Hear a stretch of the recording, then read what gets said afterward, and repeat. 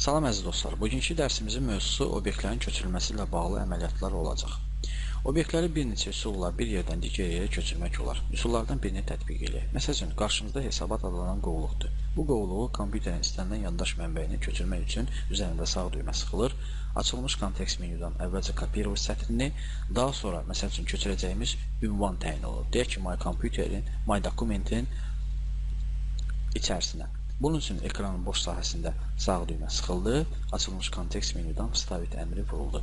Beləliklə, biz obyektimizin bir nüsxəsini myDocument adlanan obyektə köçürdük. Bu obyektlərin köçürülməsi ilə bağlı olan sadə əməliyyat ardıcıllığı idi.